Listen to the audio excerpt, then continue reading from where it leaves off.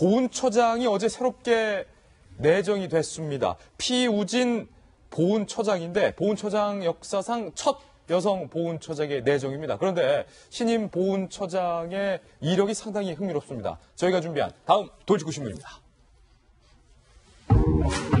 네, 오늘 저희 돌직구쇼 5.18 민주화운동 기념식 때문에 특집으로 좀 풍성하게 여러분들에게 보내드리고 있습니다. 파격 인사, 보훈처장에 내정된 피우진 신임 보훈처장.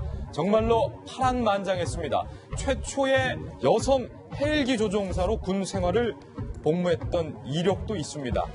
피우진 보훈처장, 저희가 인터뷰해봤는데 직접 들어보시죠.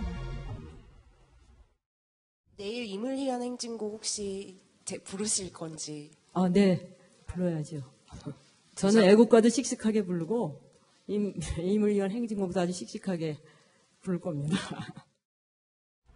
정성희 의원님, 여성 첫 보훈처장인데 예비역 중령인데요. 피우진 신임 보훈처장, 군 생활을 상당히 오랫동안 그리고 상당수 헬기 조종사의 경력도 있는 것 같은데 제 기억으로 정성희 위원께서 예전에 컬럼도 한번 쓴 걸로 기억해요. 제가 관심이 많죠. 이런 문제에 대해서. 사실 저 피우진 씨가 보훈처장이 된 걸 보고 저는 세상이 바뀐 걸 실감을 했습니다. 피우진 씨가 2002년에 그 유방암 군에 있을 때 사실 특전사 출신이에요. 그렇군요. 문재인 대통령 특전사에서 있었고요. 중대장으로 근무를 했고. 여성 특전사 중대장 출신. 예. 그렇죠. 그리고 그 헬기 조종사로 헬기 조종 시간만 1000시간이 넘으면 베테랑 어떤 헬기 기사입니다. 헬기 조종을 하는데. 헬기 파일럿이군요. 예. 그런데 이제 그 유방암이 걸렸어요. 유방암이 걸려서 한쪽 수술을 유방암을 유방을 절개하고 나서 헬기 조종에 방해가 된다는 이유로 멀쩡한 가슴도 잘라냈습니다. 아니 잠시만요.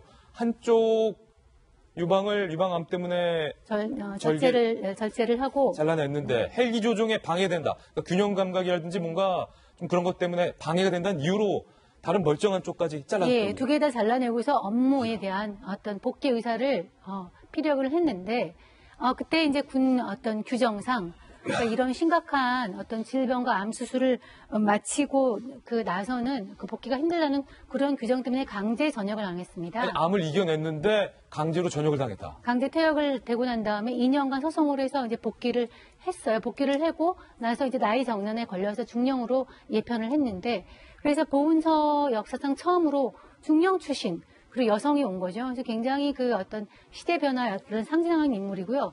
그렇게 본인이 이런 국방부와 싸우는 과정에서 또 여러 가지 어떤 사회 문제에 눈을 뜨게 돼서 군대에 나온 다음에는 군대 내 어떤 남정 상관들의 여성 하사관들에 대한 성희롱 문제 이런 것도 집중 제기를 했고요.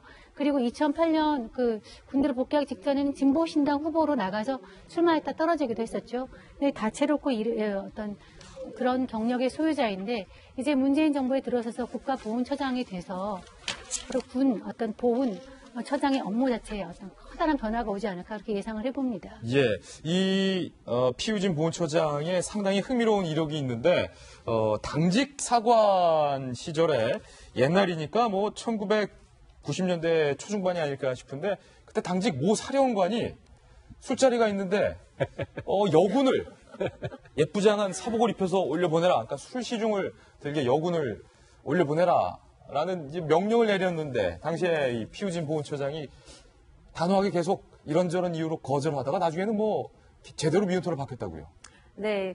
이제 이게 98년도에 모 사령관이 이제 우리가 술시중 들으라고 지금 여군 한 명을 올려보내라고 명령을 내렸던 건데요. 정말 부적절한 명령인 거죠. 부적절하죠. 지금 같으면 상상도 못할 일이죠. 네, 그렇죠. 지금 공무원 사회에서 이제 이런 일이 실제로 있었다는 것 자체가 굉장히 놀라운데요. 또 이때는 꼭 예쁜 사복을 입고 오라고 했다고도 하죠. 예. 사실 이 피우진 처장이 쓴 여군은 초콜릿을 좋아하지 않는다라는 책은 저도 읽어봤는데요. 거기 보면은 피우진 처장이 항상 이 여성성과 남성성에 대해서 고민하는 모습이 나옵니다. 예. 본인이 이제 여자라는 이유만으로 군 내부에서 어떤 특별 대우를 받으려고 하면 그러니까 그런 기미가 보이면 남자 군인들이 굉장히 그거를 싫어하고요. 그렇다고 해서 여성적인 모습이 전혀 없이 완전 남자처럼 행동을 하면 또 그것도 나름대로 지탄의 대상이 되는 그런 고민하는 모습을 많이 보였는데 이 상황에서 이 여군, 제가 만약에 이 술시중에 지목이 된 이제 어떤 그런 여군이었다면 저의 상관이 이렇게 딱 마금해주는 예. 이 모습이 정말 든든하고 진정한 이제 여성 리더십이 아닌가 예. 그렇게 느꼈을 것 같습니다. 아니, 김광석 주무관님, 그런 일이 있어서도 안 되겠지만, 하도 자꾸 사령관이 여군을 보내라고 하니까, 그 여군한테 사복을 입혀서 보내는 게 아니라, 군복을 입혀서 올려보내니까 3분 만에 다시 돌아오더라. 그래서 계속 거절하고 그리고 그 성희롱을 막기 위해서 여성 부하들을 지키기 위해서 하는 게 또 굉장히 좋지만 소위 꾀를 내가지고 군복을 입혀서 전투복을 입혀서 보냈다는 거 아니에요? 예. 그러니까 이제 바로 돌려보내고 그래서 이제 그 여군은 바로 부대로 복귀했는데 그 일로 이 피우진 씨가 당시에 보직해임을 당했다는 거죠. 보직해임을 당했군요. 그래서 그런 피해를 당한 적도 있고 하여튼 이 피우진 씨는 아까 해놨지만은 요거에 대해서 자기가 퇴역에 대해서 소송을 건 것도 그렇지만 굉장히 하여튼 정의감이 있고 불의를 보면 못 참는 그런 하여튼 그런 성격이다. 예. 이 소송에 관해서도요, 보통 이제 이런 식으로 강제퇴역 당하거나 아니면은 퇴직 처리됐더라 하더라도 이렇게 소송으로 다투는 일을 굉장히 많이 꺼려들 합니다. 그렇죠. 왜냐하면 나는 부당하게 퇴역을 당했다라고 이야기를 해도 막상 소송 과정에서는 이 부당 퇴역을 주장하는 사람에 대한 온갖 인신 공격과 이 사람은 그게 아니고 사실은 자질도 부족했다라든지 예. 업무도 다른 태만히 이유를 했다. 들어서. 그죠? 이런 식의 각종 얘기들, 사생활에 관련된 얘기들까지 전부 드러나거든요. 그래서 보통은 이제 이런 소송을 제기하시던 분들도 시작한 분들도 중간에 포기하는 경우도 굉장히 많고요. 이제 이거를 끝까지 횟수는 3년이거든요. 3년의 기간 동안 법정 다툼을 끝까지 밀고 간 것 자체가 이 피우진 중령의 어떤 대단하다. 강단을 확인할 수 있는 부분이죠. 한마디만 하면 어저께 이 임명에 대해서 추미애 대표가 사이다 같은 인사다. 사이다 같은 인사다. 했는데 제가 보기에 피우진 씨는 소위 꽃꽃장수라는 말 좀 옛날에 있었잖아요. 예. 진짜 꽃꽃 소위 장교다. 네. 장교의 역할을 해왔다 이렇게 봅니다. 그렇군요. 김현민 의원님, 특이한 일이 또 있어요. 복직되기 전에 2008년 4월에 18대 총선이 있었는데 그때 진보신당의 비례대표 3번으로 출마한 게 예, 있었다. 했다가 이제 낙선이 된 거죠. 예. 사실 이제 정치적 활동 이력도 있는 거고요.